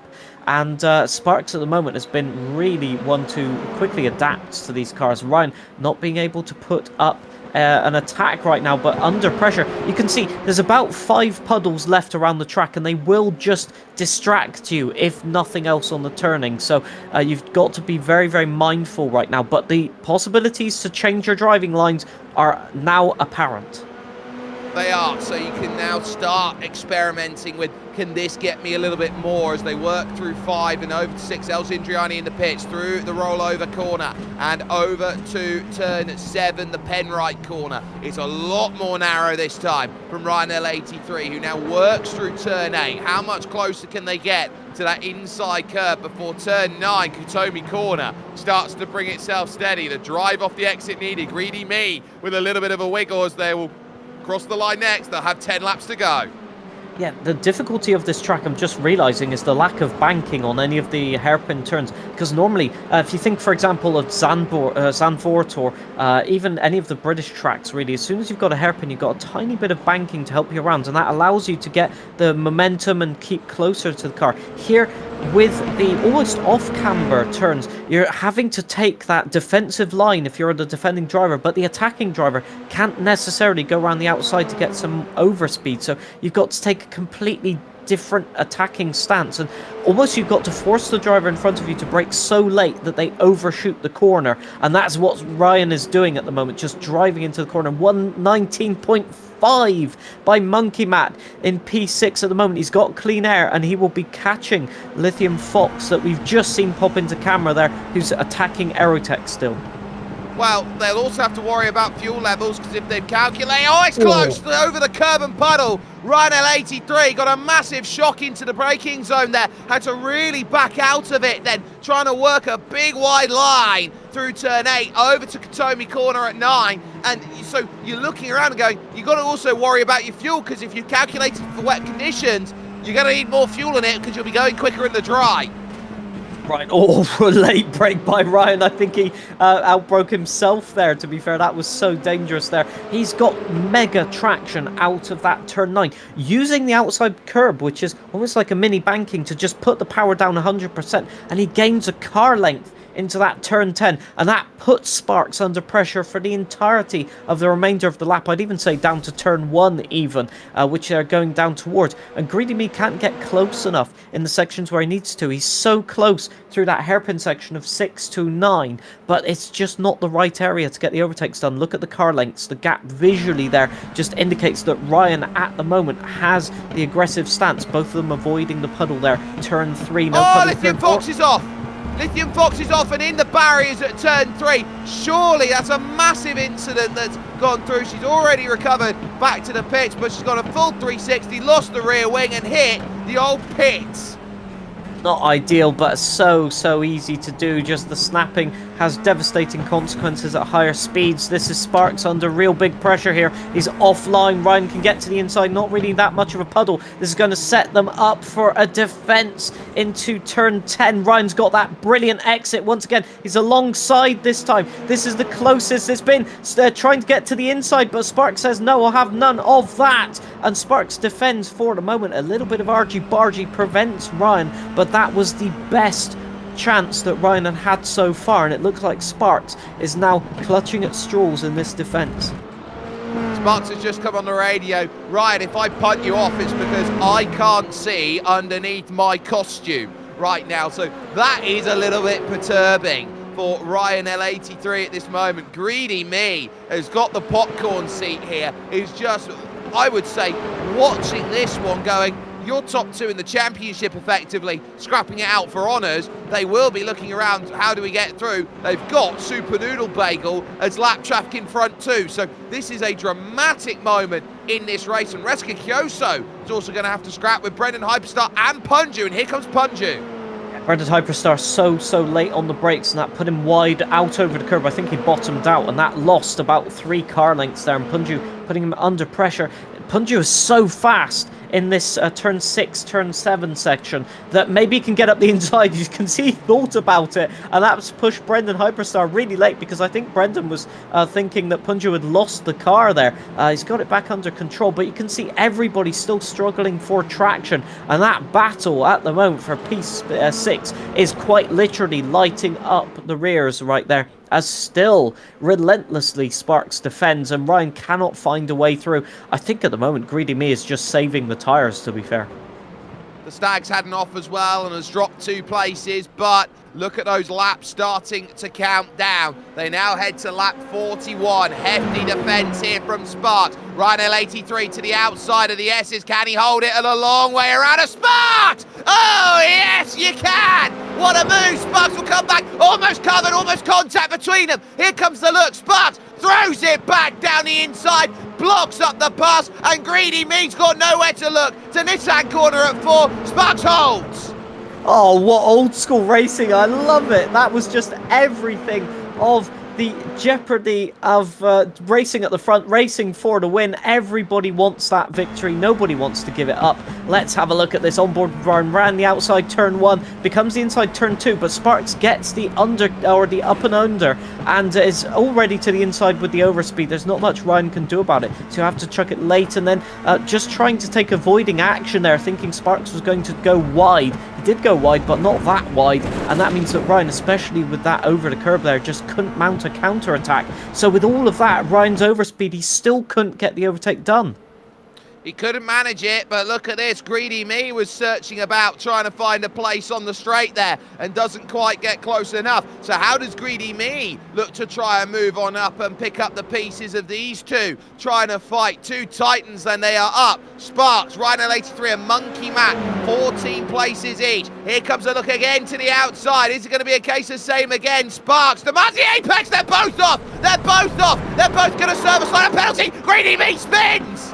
I can't believe it. The top three have all made a mistake, whether it's influenced by someone else or by themselves. I think Sparks just getting a snap of oversteer. Let's have a look. Yeah, just a snap, an overcorrection, and Ryan recognises that and just goes, I'm not going to make the corner. I think, yeah, Greedy Me just saw that and thought they were going to collide and just corrected or was too aggressive, and that sent them into a spin. A missed opportunity for Greedy Me right there. They had it so easy there to get the race lead. Oh, Greedy Me's just hit Super Noodle Bagel, has overcooked it through the corner, has now lost the place to Punju. So Greedy Me has absolutely lost his head at the moment. He has just gone pure into Mistakesville and now knows how tough the rest of this race is now going to sit between him and everybody else. It is now Aerotech and Monkey Matt who are 3rd and 4th, and side by side have been the looks there as Greedy Me just about fenced Brendan Hyperstar off. You couldn't get more dramatic than that. That is just absolute chaos. Let's have a look here what happened. Just no lockup, just in the puddle. I think just literally getting water on the tires, and then Super Noodle Bagel trying to take avoiding action, and the approach speed was just too much effectively, and then you've got grass on your tires, Brendan Hyperstar around the outside, and it just gets worse and worse and worse. And mentally, all of that is going on after you've just spun at turn 2, trying to avoid cars that weren't really there, so it's all gone wrong. Meanwhile, at the front, it's battle resumed between Sparks and Ryan L83, although Ryan has a bit more of an advantage now because there is no Greedy Me to force him into a mistake or to take advantage if they both get it wrong. So lucky for these two to be at the front of the pack still. Ryan L83 is desperate for a way through, and he's trying to search for the inside. He's trying everything he can, and he knows that Sparks has got all the answers there. This is a tough run, and if they continue scrapping like this, Monkey Matt is only 2 seconds down the road and a tap at 10. Yeah, that is so tricky to get maneuvered by. I mean, I think they're getting a little bit desperate at this point as well. As the laps go down, 5 to go, it will become 4 to go as we cross the line. Monkey Matt, I'd been looking at his lap times. I was thinking, well, if he gets past Aerotech and Punju, then there's no problem really in terms of pace, and that is now being confirmed as across the line.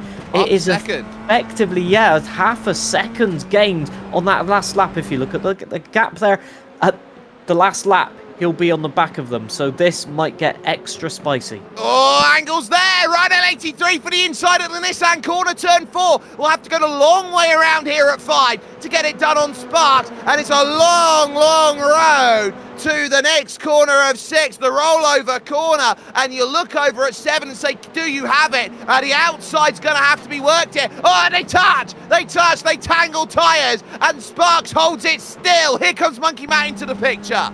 Yeah, Ryan had him, but Sparks just leaving enough width. Ryan was forced to just either go out onto the grass or make a little bit of contact. It's impossible to judge that gap perfectly. You can see the concentration. Look at Monkey Matt. He is so focused on just catching them, on just increasing the pace as much as possible. Because the front two will realise if he's just cruising onto the back of them, there's nothing to say that he just won't get the overtake done immediately. Aerotech is watching this with popcorn now, thinking this is an easy podium if one of them collides. And you can see there Ryan just getting the better traction once again. 0.3 of a second the gap. Sparks already defensive into turn 1. It's not really necessary this time, but every single time you do that just puts a little element of doubt into your mind as whether you can defend or not. And look at Ryan just so aggressive over those curbs. Well, Ryan can take angles where Sparks is being a little bit more tentative here, and it's opening up the door. And again, through 3, he's got a great run, but through 4, he doesn't. Little wide, though, here from Sparks, and Ryan's got a brilliant run. Now it's going to go the long way around at turn 5, looking for 6. It's covered. And again, the apex is just taken away. This is brilliant stuff by Sparks. Narrow again, holding the station steady, and now try and go off the exit, round the outside of 8. You might try and get this move. Katomi corner might be the place. Ties in the puddles, trying to get the move done. And still Sparks has an angle here. Look at Ryan grit his teeth right now and try and figure, how do I go and get this move? He is trying every which way, and this is such a scenario for him. Throws one down the inside. Oh, they tangle! They tangle! They both go over! Monkey Matt as well! Aerotech leads! I can't believe it. Monkey Matt has just been involved in that crash. He had nothing to do with that. Nowhere to go. Ryan just up the inside, and he just couldn't get it rotated, couldn't get it turned, carrying a little bit too much speed. Sparks turned in. He had the right to do so, really. He'd left enough room. Let's have a look at it again. It's braking super late, and just Sparks closing the gap, leaving a car width, but there was no possibility for Ryan to make that corner. I'd say racing incident, but we'll let the stewards decide on that one. And Monkey Matt really has been the innocent party in that one, just having no time to react. Punju nearly getting caught up in the rejoin. Aerotech, as you say, now has a 4-second lead in this one. And while all that happened, I think it was instant points that have caught Brendan Hyperstar up. His Aero's perspective are straight through the lot. Absolutely magnificent for him. He's heading to San Diego later this week, so he's going to be very happy going on his hollybobs, saying that is exactly what he wants with 2 laps to go. Yeah, I mean, it's so unfortunate for Monkey Matt because he'd done the avoidance, to be fair, from that replay we saw. And then just a clip of the rear wheel on Ryan's front wing, I think it was, or front tyre. And that just sent him for a spin. So unfortunate. Sparks has managed to recover from that and is still in P3 and challenged by no other than Greedy Me at the moment. So the battle resumes there for P3. There's not much to go, though. 2 laps remaining, and 1, yeah, effectively, we're Aerotech around the last turn now, so it's all about maintaining it. Well, with Ryan L83 down in 9th place after that hit, when you look around and say Monkey Matt's now 13th, you say this last lap, I think, is about who can profiteer out of it as Barney waves. We watch Punju here, he's got the margin at 1.2. This is about Greedy Me trying to find a podium over Sparks and effectively hold the gap down in the championship standings, working through turn 3 and in towards turn number 4. This is a very clutch last stage moment of this race. We talk about pressure cookers and who can hold themselves under the pressure, and we have seen that Sparks cracked out there, and it took Ryan L83, it took Monkey Matt out, but the search is needed out then through turn 7, 8, and there is turn 9 being taken by Aerotech. He leaves the Katomi corner. He's just got Northern BM corner, the Falcon Straight, the Advanced Petroleum corner at turn 11, and then turn 12 to go in a race where he said he needed something to give him a bit of smile. I turn around and say, this is Australia. You can't get more of a Stephen Bradbury finish than this. Aerotech 1 corner away from victory, and a brilliant win that he, in his own words, will say he lucked out on. Wow, he had a lot of speed as well, kept it consistent though, trading that for outright speed, and that has been the winning maneuver. As Punju gets second place, Sparks does indeed get third place. I think he's a little bit just overwhelmed by what has happened in the last 5 laps there. Greedy Me in fourth, and Matt's 2-on-2 completing the top 5 there. Very well thought out. And oh, there's drama still as well, as Grand Pooh Bear still defending from Contant and Monkey Matt. Who will get it across the line? Will it be Contant? Will it be Monkey Matt? It looks like Contant just has half a car length, and it will be Contant securing 11th place, but Grand Pooh Bear maintains that last place of the top 10. It's been such a topsy-turvy session for everybody. They're fighting to the end though, but yeah, the biggest loser of the lot there, Ryan in P9. He'll be disappointed in that, I'm sure. Well, what a way to do it. And John, we have to say, he did it for Gareth. Certainly, yeah, for sure. Yeah, the resemblance, I almost thought for a second there that it was Gareth driving. But then again, it's, talent is transmitted through looks, I guess at this stage. So, shout out to our producer once again for also maintaining the video and comms throughout a difficult session there as well. Well, some wonderful races out there, and we'll get confirmation of results there on your screen in the next couple of moments, because Aerotech has got it done and has managed it in 1 hour, 12 minutes and 34 seconds. Wins by 4.4 with Doey's out there in play for him. Punju will take second, with Sparks seeing a probable victory fight turn to a fight for third in the final couple of laps of the race. Greedy Me will finish off in fourth ahead of Matt 2-on-2, and Hayden Gullis, car 06 in sixth. Again, he just has this knack of doing nothing all race and finding points, and that's how you put a championship together. Reska Kyoso will finish 7th, with Josh's Corner in 8th. Ryan L83 will be 9th, and Grand Pooh Bear will round out your top 10. Conton Dal Olmo in the 22 car will halve his starting number in 11th, with Monkey Matt and Storm Molina in 12th and 13th. Monkey Matt possibly the biggest loser in the final few laps, and that was not his fault. You then got Big T-Mac in 14th, ahead of the Stag, who had a good pace early on in the race. Killer Cleo and Els Indriani are there. The Stag, by the way, getting the final points-paying position, with Ancephalosis in 18th, Brendan Hyperstar in 19th, and Super Noodle Bagel there in 20th, 2 laps down. It would technically be a non-finish for Lithium Fox, who would be the last car out there in 21st at 4 laps adrift. John, oh my, that's going to leave a little bit of a mark. Yes, if there weren't rivalries already in the Creator Series, I distinctly think that there might be some now. That incident is going to be played back again and again and again to see who was at fault. It's so difficult to see. Both of them entitled to the corner, both of them alongside, so it depends which racing rules you want to apply, I guess. And I have to say, for Monkey Matt, that is the biggest disappointment, because the pace was there, lapping at least half a second faster at that point, really putting both of them under pressure already. And the only person lapping around those same lap times, Matt 2-1-2. But I do want to say, once again, Aerotech doing what everybody says they want to do, just keeping it consistent, keeping it in there, hoping, waiting for the perfect opportunity, and the stars do align at some point. And they have done today for Aerotech. They absolutely have. Let's drag him in right now and have a conversation. Aero, that is the Stephen Bradbury finish in its absolute glory. Yeah, I mean, had a bad start. Obviously, I misread the start and thought we were going and we weren't going, and I apologized profusely to Cleo. I absolutely clobbered her. I thought she maybe just missed a gear or something, and then saw it was obviously she was getting way too close.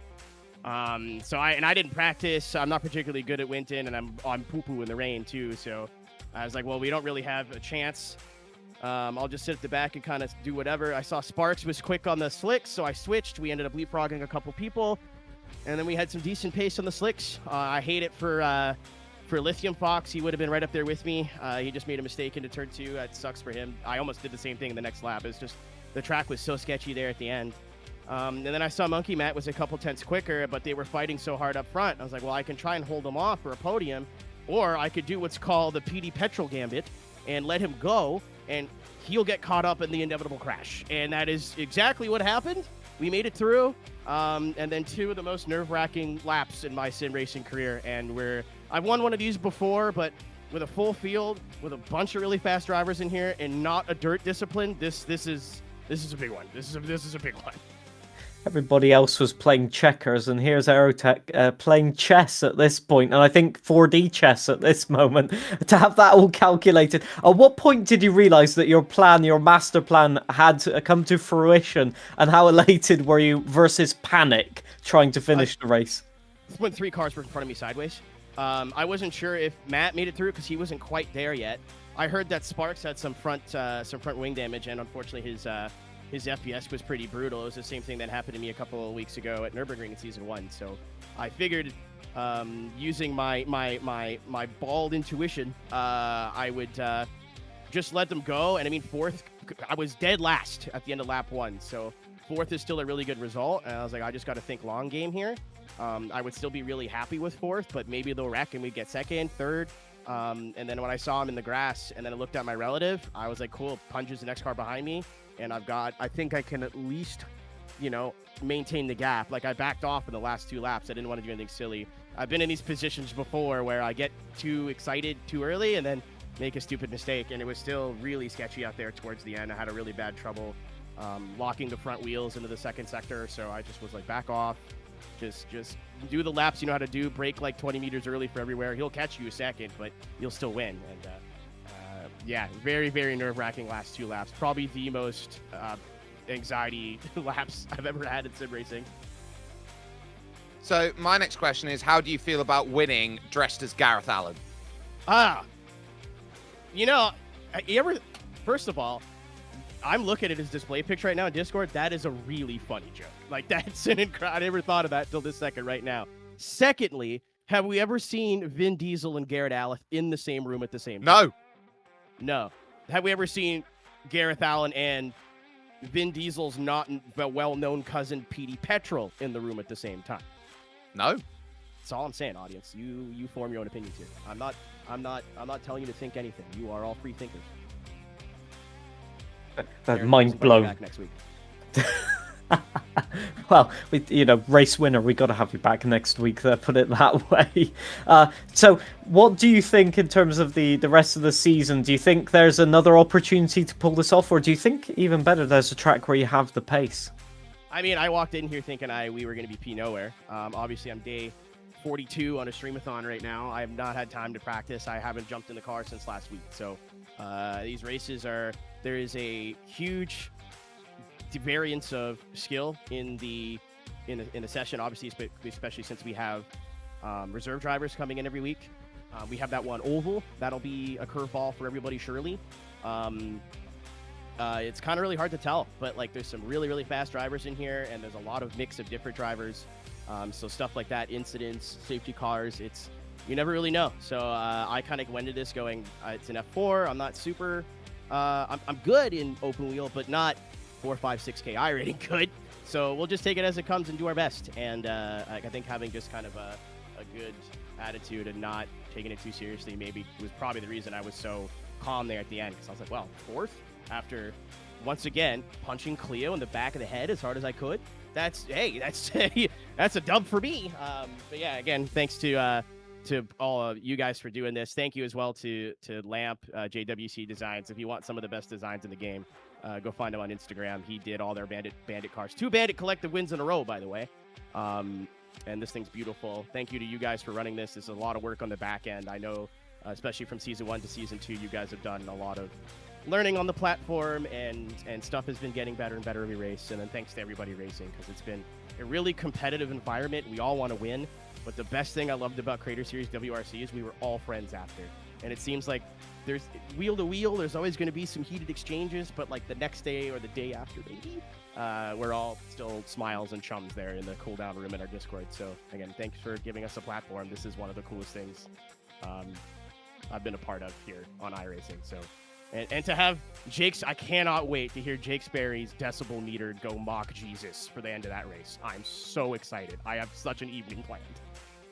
Oh, well, you can enjoy that in all of its form of glory. Aerotech picking it up, getting it done from backwards on the start of this race to a victory overall. We do have the driver who finished second position overall, and I'm not quite sure how you got here, but let's talk with you. Punj, how did this happen? Hello. Your guess is as good as mine, my friend. I have absolutely no idea. That was that was true and pure luck. I just,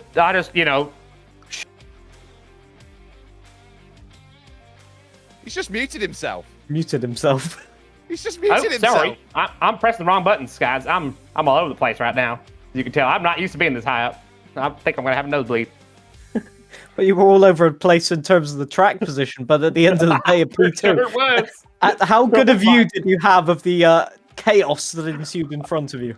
It was about as good as it could get. I was P5 when that happened, and I see it like kind of starting to devolve. Like they're just kind of being silly up there ahead, right? And I'm like, okay, well, we'll see if I get lucky here. And then very quickly I come around the corner and there's all 3 cars just done for. I'm like, oh, great, I'll squeeze to the middle here. Zoop, zoop, zoop. And I made it through. And then all of them went in as well to the pits. I was like, oh, I'm really good then. Okay. And I just barely held on for dear life and finished second, I guess. I assume it is Dale Jr. that we're talking to here at the moment, but just your average NASCAR fan. That's my costume today. Just your average NASCAR fan. Just your average fan. Well, it wasn't just an average performance. Talk us through the early starts of that race, because going from wet to dry certainly proved to be a very tough ordeal.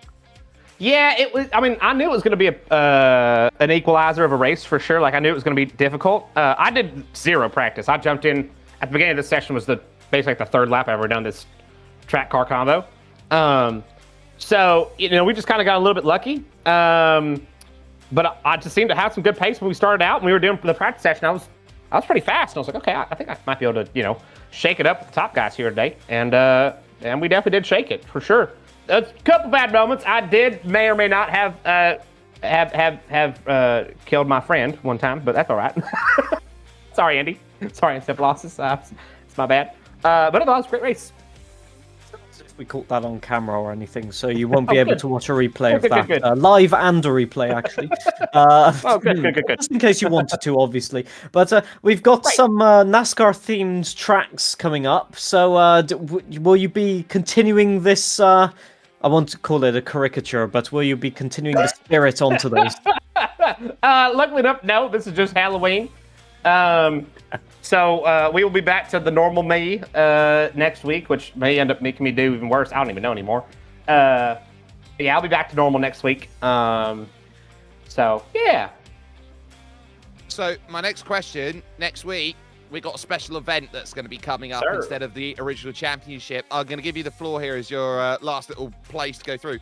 Talk us through next week and what is going to be on the horizon for all of these drivers. Yeah, so next week is the Indy Can't event. So it's basically taking the Indy car where it can't go, which is Le Mans. It's going to be just normal straight up shootout. As many drivers as want to enter can enter. All the reserves that we have are down to race. So we'll probably have a pretty big grid for that one. Expect it to be crazy for sure. We will be doing local cautions as well for that one. Kind of like they do in real life Le Mans, which is pretty fun. So, yeah, I'm really excited for that one. I think it's going to be a great race. And it's going to have no championship points. So everyone's just going to be going as hard as they possibly can just for the sake of the glory, which is what makes it so fun. So, yeah, it'll be a great race. It certainly will. Punju there joining us. He is just your average NASCAR fan, and he's done more than an average performance. It was fantastic. We are going to walk down the paddock virtually in terms of this, because I think we're just going to have to hold out commiserations here for Monkey Matt, because Matt, Cookie Monster did everything correct. He saw all the cookies in front of him and then ultimately just fell into it. So what can you say after that? It was there for you. It was. I spent that whole race just watching people go off the track one by one. And then I was flying on the dry. I thought I'd finally get my battle with Ryan that we were talking about pre-race, because last season we had epic battles. I thought I was finally going to get that battle for one lap at the end of the race. As soon as I caught him, it was over. battle for about half a second. Yeah, the pace was good though. So is there positivity to take from that? We saw you were always aggressive, always being able to get your car into position to do the overtake. So have you got on top of the F4 car? How confident are you with it? I love this car. This is actually what I've just been racing in the official series as well, because it is good fun. I did not expect to be flying so fast on the dries, like I say, at the end, catching the leaders. I'm pretty stoked that I was even there, so it's definitely a successful race. But I will say, apologies to Quinton, because I was too aggressive in the safety car.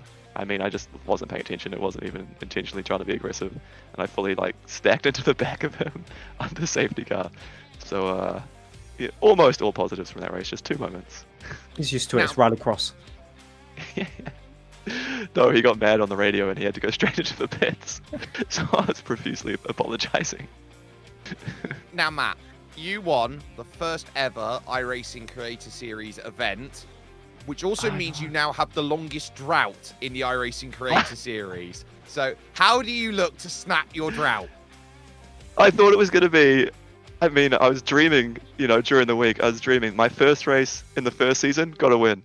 First race in the second season, I know I'm starting from the back. Wouldn't that be a story if I could come and get a win? And then it actually was close. I couldn't believe it. But I'm just happy to be here. Happy to have that chance to be so close. I don't know. As a reserve driver, I don't know when I'll be back, but I'll be sending it just as hard if I do get to come back. Did pick up a win today. Just want to point this out. You picked up a win in terms of the highest elevation achieved on this circuit. Got to take the small victories. Got to take something, yeah. Take one, number one. Well, we'll wish you the best of luck whenever we get to see you next. Monkey Matt, they're joining us and picking up P12 in the end with that. I think we've got just enough time here, John, to talk championship standings out there because, this is going to be a doozy. Sparks will have control of the championship then after this round as Monkey Matt shows the rest of the order. But it is a close-fought championship. Your top 7 split by 12, your top 8 by 13. Yeah, I mean, Aerotech all the way up to P4 there. But Matt 2-on-2 has been the consistent one as well, just keeping in the results, just sort of trying to keep himself out of trouble as much as possible. But you can see how not being there for one race has really hampered Lamp's opportunities. But so it'll be interesting to see. It's all about consistency. We know that. It's about keeping yourself in the running. And yeah, incredible stuff. As we said, they're so close in terms of pace.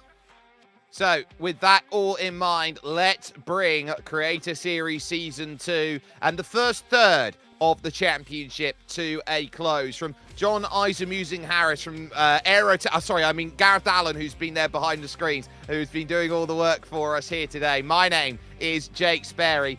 Championships are fought for and won on consistency value. How good are you when you've got the chips down and everything is there against you? What a tough day at the office we have seen for almost everybody out there here today. And they know that next week they'll get a reprieve when they will head over to Champagne country, France, and they will take Indy cars around Le Mans. But the day is almost like a bit of reminiscence. They look back to Salt Lake City in 2000, where the greatest Olympic moment in Olympics history happened. And it was all about one Australian skater, and his name was Stephen Bradbury. No shot of winning. Everyone crashes out. Stephen Bradbury wins. Aerotech, building on that spirit, picking up a win, putting himself in the title picture. He'll see himself to that in 2 weeks over at USA, but we'll see you in 1 when we go for our special event with your Creator Series.